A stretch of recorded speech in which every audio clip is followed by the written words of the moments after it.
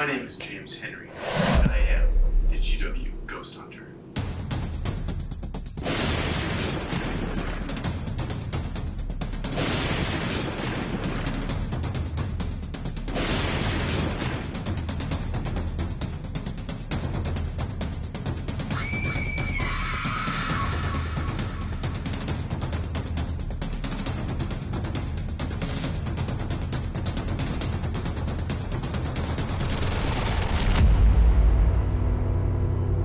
Last week I received a call from a concerned Ghost Hunt fan. And of course, I picked up. Students have reported hearing moans at odd hours of the night.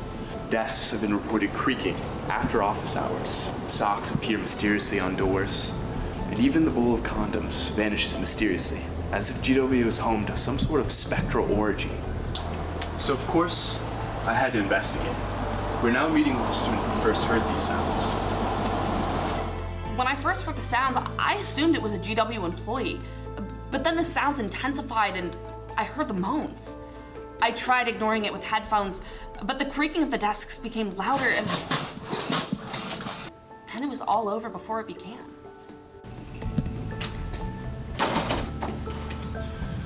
So, how long did those things last?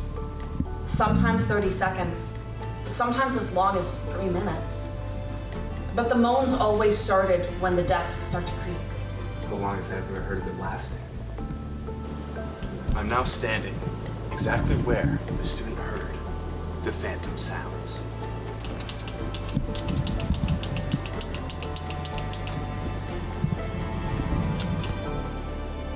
This isn't detecting anything. Somebody hand me the blue light. Cut the lights. Holy shit. There's ectoplasm all over this place. This is more ectoplasm than I've ever seen before. It's definitely a poltergeist. Oh, we thought the office was gonna be empty. It should be. This whole office is extremely haunted. You need to leave for your own safety. Well, we're ghost hunters too. I've got this case covered. I don't need any help.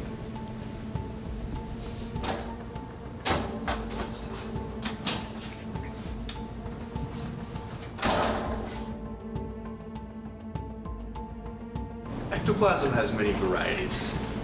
You know the victim? Have you heard the phantom moans?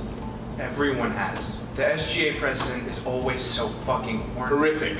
This is even worse than I thought it was. It really is just the SGA officers fucking. Well, you signed an NDA when you accepted the paycheck to be in the documentary, so don't ever repeat those words again. Because, kid, this fucking haunting is cinematic gold. Sadly, this is one more haunting.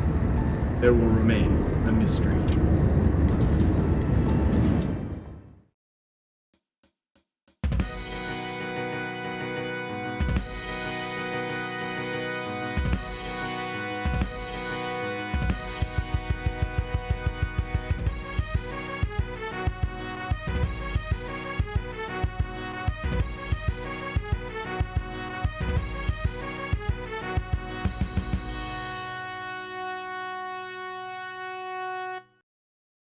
Please welcome our new host, Charlotte McCourt.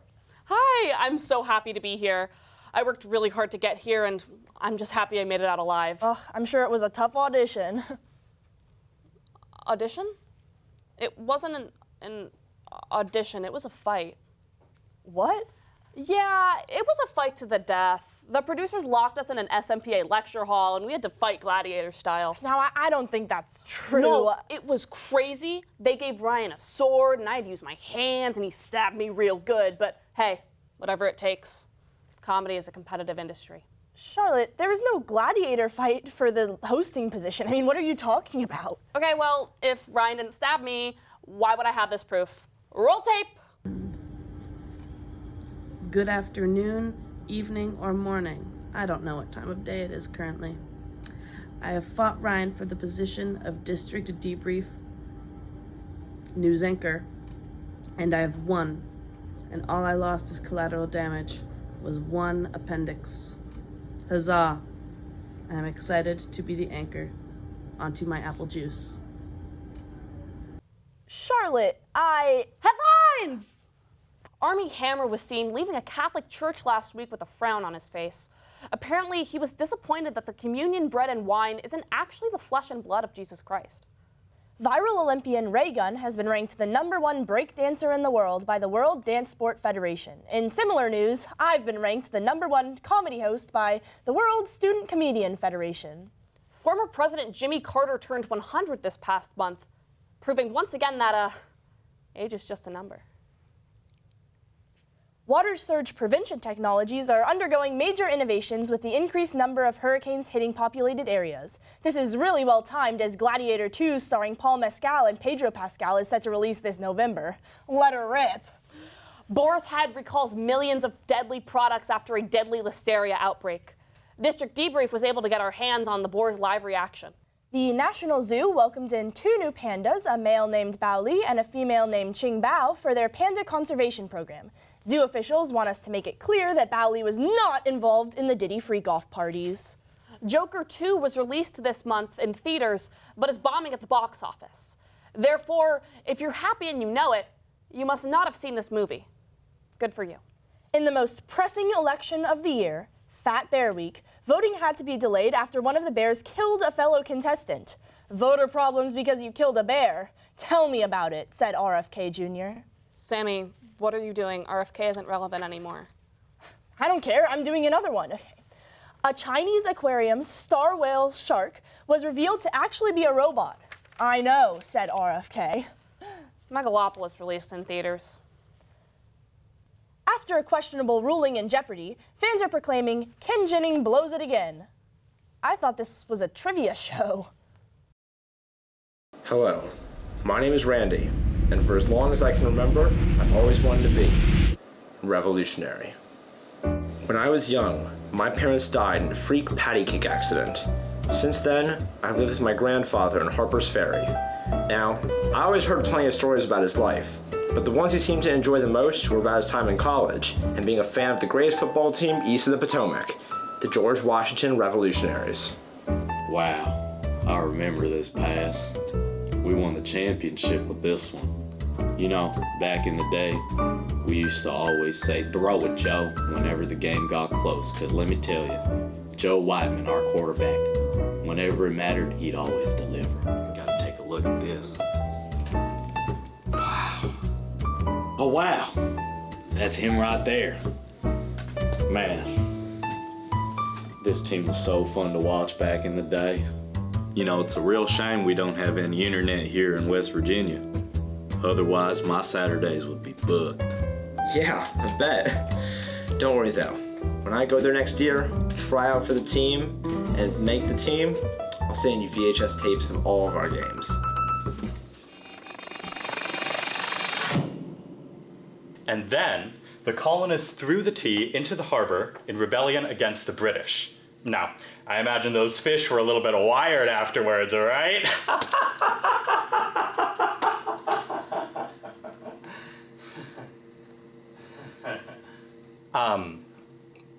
Right. Anyways, then the British decided to continue. You know who else is gonna be throwing this year, Teach? Me, for like a bajillion touchdowns to football games this season. It's gonna be lit. Oh, you're serious? Obviously. I mean, I'm gonna be setting school records in passing yards, touchdown passes, and kisses blown from the stands. You know what I'm saying? We don't have a team. We haven't had a team in 50 years, so I have no clue why Randy's running around calling himself our prize quarterback when he'd need a Back to the Future style DeLorean just to play on the team. Oh, no. We have a team. I mean, roll some of the footage from our most recent game.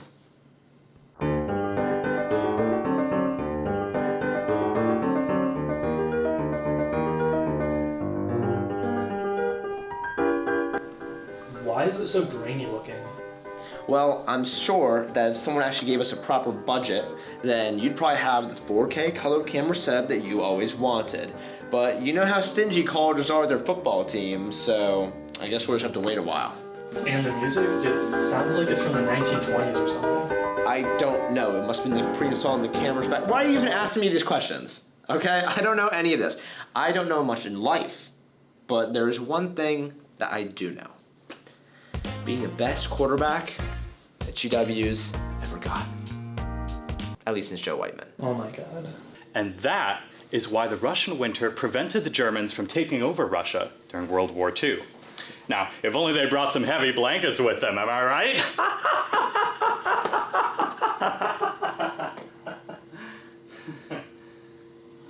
Damn it. Anyway, there are many other defensive strategies used during World War II. For example... Hey, speaking of defense, are you guys ready to watch me light up all the other college defenses this fall? I'm talking 20, 30, 40 points a game. You know what I'm saying? And we got a packed house screaming, Randy, Randy, Randy, Randy, Randy, Randy. Oh my God, Randy, shut up already. Every day we have to hear you talking about all your upcoming achievements, like winning the Heisman as a freshman, or getting with half of the undergrads on campus, or being in the NFL next year. It's ridiculous. You know, I understand you, and I heard you used to run track in high school, okay? So how about this? I put in a good word for you at tryouts, and then you can play for us like a running back or a wide receiver, or whatever you want. I won't, because she can't even join the team. Okay, Stuart, that's kind of sexist. You see, we don't discriminate here at GW because we're quite revolutionary. No, GW does not have a team, and they never will. Good luck at your tryouts.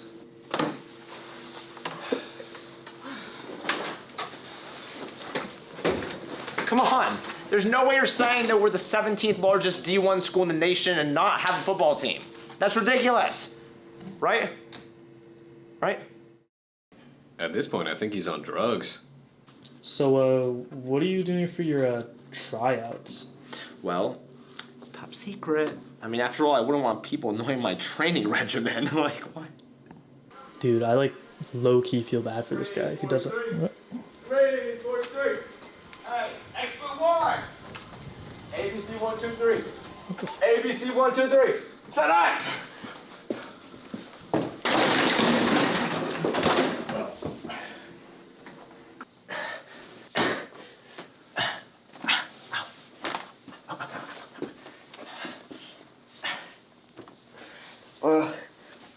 You know what they say? What doesn't kill you makes you stronger. Here we go. Is everyone ready to rock and roll? Oh.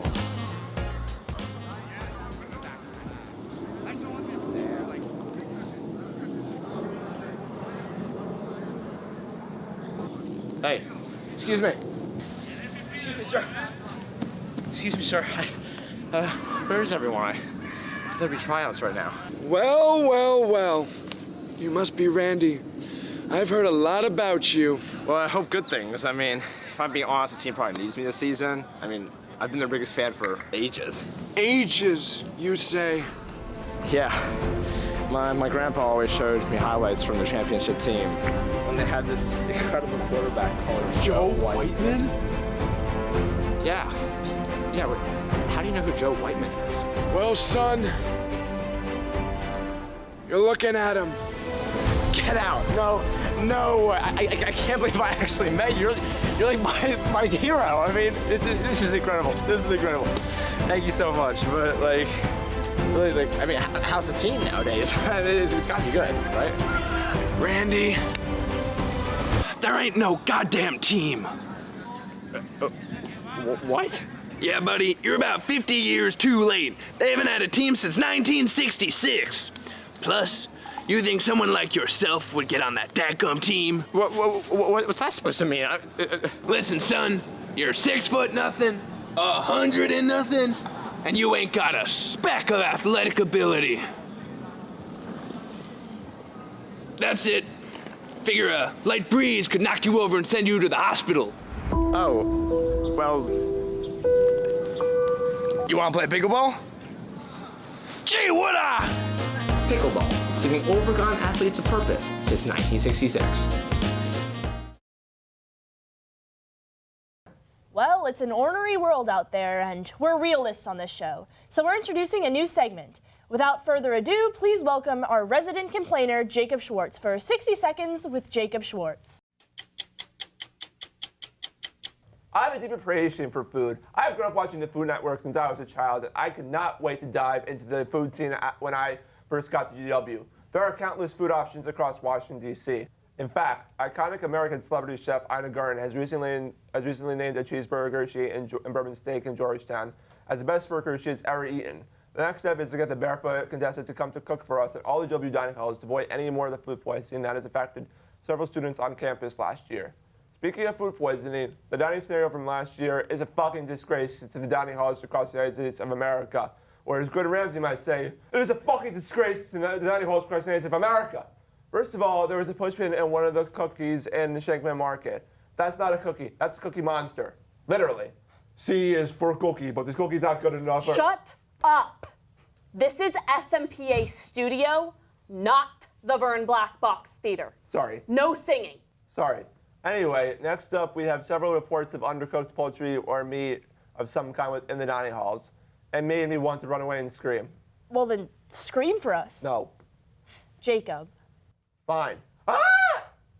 Let's hope these dining issues won't continue and hope that we can get the barefoot contestant to come to cook as the new head chef for all the W dining halls. I wouldn't count on it.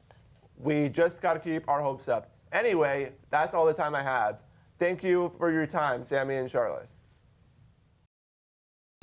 Hello, hi. Yes, hi, hello. Welcome back to Twilight Morning edition. As you can see, we are looking a little bit rough and tumbles this morning.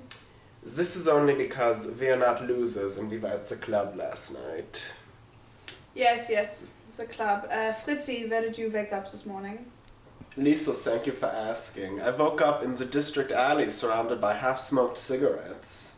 Yes, I can smell that. And how about you? Yes, so I woke up in my own bed this morning. However, there was also sort of like a horse head there as well. Oh my god. Yes, I'm hoping that has something to do with the Godfather-themed club night I attended last night. Because if not, there is something much more sinister afoot. Halloween is coming right up, and this year's hottest debate comes with it. Some people are asking, is it okay for two brothers to play the Patrick and the Art to my Toshi? Oh my god, Lisa, you cannot do that. It's not like they actually get together. Okay, but consider the implication. Okay, I guess I need to get back to the drawing board on my costumes. What am I supposed to do with my tennis racket now? You could play tennis? With this nose? Oh god, no.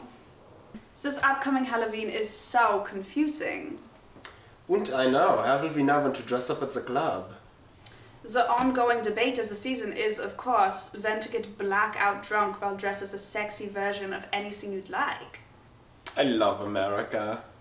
I personally am thinking, why go out one weekend when you can go out too? But we have to keep in mind that America does not have the European healthcare infrastructure to support 2 ER visits in 1 month. So pricey. This year's scariest Halloween experience is the potential of having to pay 2 ER visit bills. Gott in Himmel, when I hit my head at Berghain, the surgery was free. Can't imagine paying for that here. And the other thing about American club culture is that they are always dressed as clowns every weekend. Whatever happened to the old black club kid look? Typical Americans, always trying to add flavor where it doesn't belong. Like the beer cheese. Krass. You know what else is krass? Not being safe on Halloween. Weekend 1 is plan A, but if that doesn't go right, plan B. That's true, wrap it before you tap it. Also, one too many drinks can give you a very spooky night. That's true, that is what they say, Fritzy. And, what else do they say? Well, with all that fentanyl pouring over the border, you never know what's in your candy. You know, 1 second you're munching on some Smarties, and the next you're getting Narcan for the 3rd time. It's gonna be a real fright when you're zipped up in a bag this Halloween. He's been working on that voice for months. Good job, buddy. Thanks. Yeah. Anyways, From the bottom of our hearts, we hope this impending holiday doesn't tear you to parts. Wait, what week did we decide on? I don't think it matters. We're always at the club. As the premiere of the movie Saturday Night has brought about renewed interest in sketch comedy shows and their vigorous and exciting atmospheres, our co-executive producer Amelia Magel is here to comment on the writer's room at District Debrief. Hey Amelia, what do you have to tell us about today?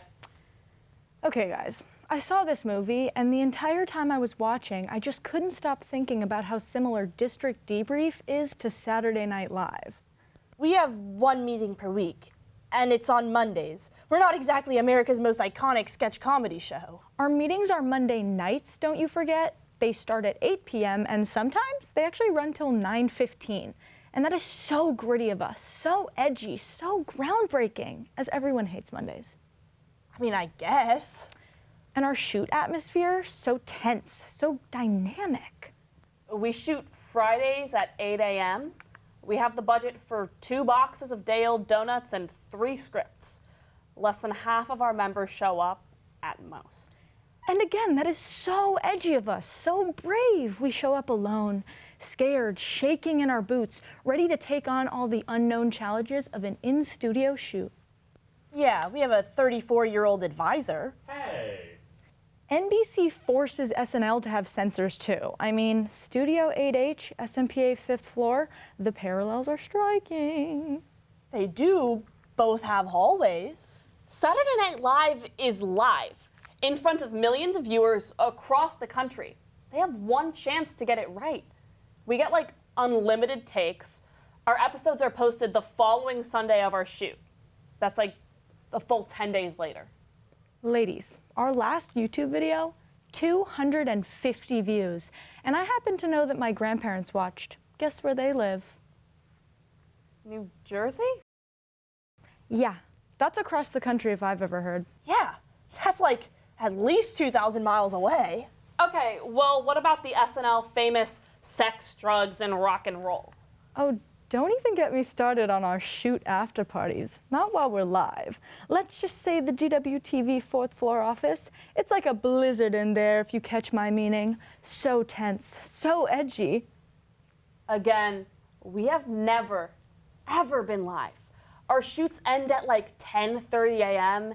and no one on this show has ever even seen cocaine. But we certainly could. I mean, I'm liking this comparison. Okay, anybody got any blow?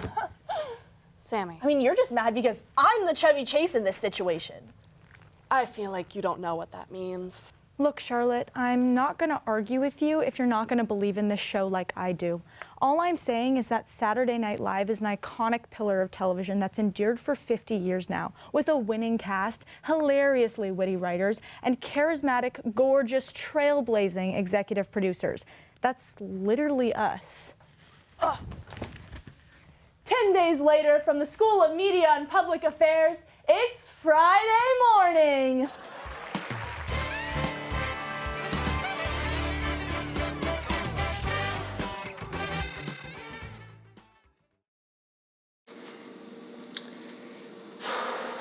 They should be here by now. We need to film. Sorry, I'm late. I was updating my boot maps. Ah, what the hell happened to your face? You were supposed to be playing a kid. Why are you all sweaty and gross? I hit puberty during the 3-year hiatus between seasons. Has this ever happened to you? Your young star is suddenly gross and aged and can no longer play a convincing child? Well, do we have the solution for you? Introducing Body and Bathworks' new euthanizing formula. This signature blend of chemicals and ointments will leave you feeling more youthful than ever, or euthanized, as we like to say. But don't just take my word for it. Listen to our happy customers. They're real people, not actors. Does that mean I'm not a real person? My parents kept complaining that they were starting to look their age, so I got them euthanized. Now they can be at peace with their fresh new look. I've been stressing about my appearance, and I wasn't sure if I could handle it anymore. So I decided euthanizing myself was the way to go. Needless to say, my stress is gone for good. It even works on pets.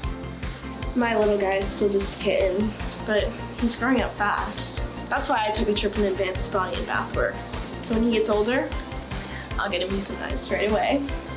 Wow, I can't believe it worked. I'm so happy I got euthanized. Everybody should get euthanized. Thanks, Body and Bathworks. You are a real lifesaver.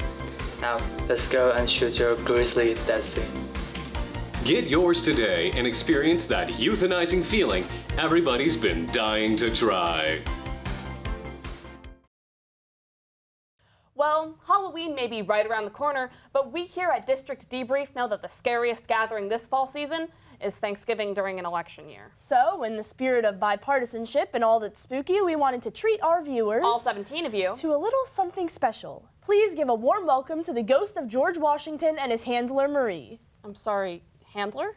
So, Marie, Mr. President, how are you both feeling tonight? Well, Sammy, I am just so excited to be here. And what about you, Mr. President? How are you feeling tonight? So we're forgetting the fact that there's someone here to wrangle George Washington then? Handle. Well, I, for one, am honored to be interviewing the foundingist of the Founding Fathers. Lady Marie, where are we? Last I recall, I'd entered the maw of a mechanical monster.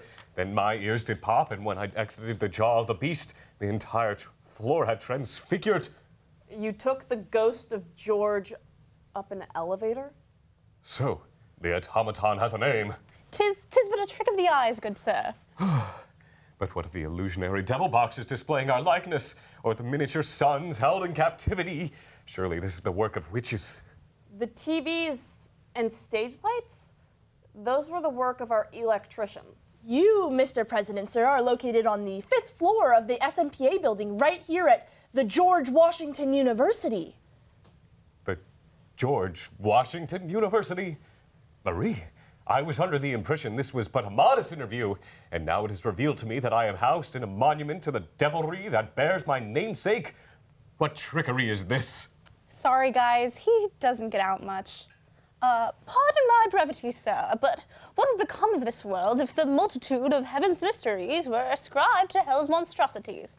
Surely, then, the redcoats would think you a warlock at the Battle of Yorktown, no? Take comfort now. My fair lady, you are wise beyond your years. Oh, you flatter me so. What the heck was that? Did you just wrangle George Washington? Handle. So, how did you get Mr. Washington here? So, funny story. Getting Georgie over here was not easy. Seances were like so off the table with me being allergic to witchcraft and all of that. Excuse me? But, you know, after a long process involving the GW History Department, Mount Vernon, and Lin-Manuel Miranda, we finally caught the little fella. You mean wrangled? Handled! Okay. I mean, I'm really confused now. Lin-Manuel Miranda? Sir Lin-Manuel requested historical authentication for his play. I was happy to oblige. And who better to authenticate it than the foundingest of the Founding Fathers? So what, you've been touring the greater DMV, parading Georgie? Hark! Only Lady Marie holds the privilege of referring to me in such a manner. Jeez, dude. Damn. I am no circus monkey to be paraded around so frivolously. Marie has blessed me with the privilege of answering historians' greatest questions, such as, yo, little bro, did you really chop down that cherry tree, or was it all cap? And did color exist back then, or was it all just black and white? And what is a Rochambeau? It's a dude. No one thought to ask the big guy about modern politics? You know, that's usually the first question we get, but it makes his tummy hurt. I'm afraid it'll be too much of a culture shock. Can we move on to the next question? Of course. Wouldn't want to upset the former president. So, Mr. President, what are your thoughts on our presidential nominees, Kamala Harris and Donald Trump? I do not know much about either, but Kamala, that's a woman's name, no? Yes, it is. Well, if Lady Kamala bears any resemblance to Lady Marie, then we are in good hands. You can't ask him questions about politics. You're going to ruin his childlike sense of wonder. Strange. My stomach does not rumble. I am beside myself with joy. Now, might I ask, what has become of my warnings against partisan fighting? Well, I mean, we kind of took it as more of a recommendation. She's putting it lightly. For the past 50 years, America's basically been in a child caught between a divorced couple's custody battle. I mean, you must understand, Mr. President, the world has changed so much. Poppycock! What, I beseech you, was the purpose of my labors, if they were to be regarded as mere trifles? I find myself yearning to return to Mount Vernon.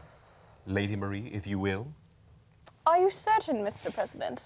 In this matter, I stand resolute. I wish to return to my own vine in fig tree.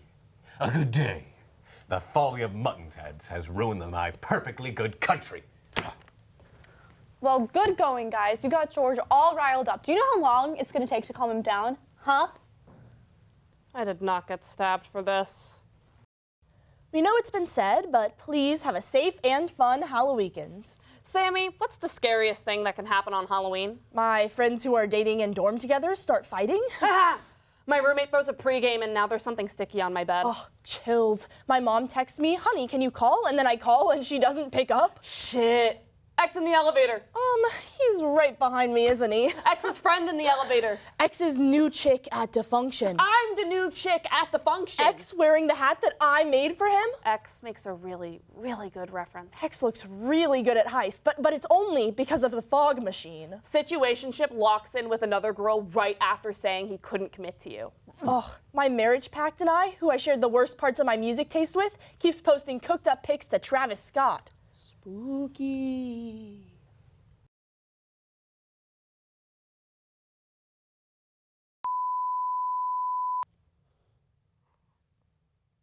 All right, Jacob, we're going to start from sorry and... Poppycock! Guys, we're...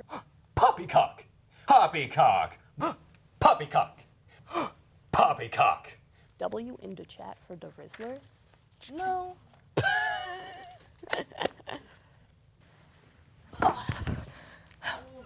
10 days later from the School of Media and Public Affairs, it's Friday morning. Sorry, Sammy, we're going to do that one more time. What? Is your body okay, Sammy? What? Is your body okay? Yeah. Okay. I'm a professional. The folly of muttonheads has ruined my perfectly good country. Well, good going. 1. 10 days later from the School of Media and Public Affairs, it's Friday morning. We are going to have to do that again. It's like the one closest to the door. It's a rainbow tote bag. Okay. Thank you. A little bit gay. Sammy, it is. Hey, Asheville 1. ABC 1, 2, 3. ABC 1, 2, 3. Sit down.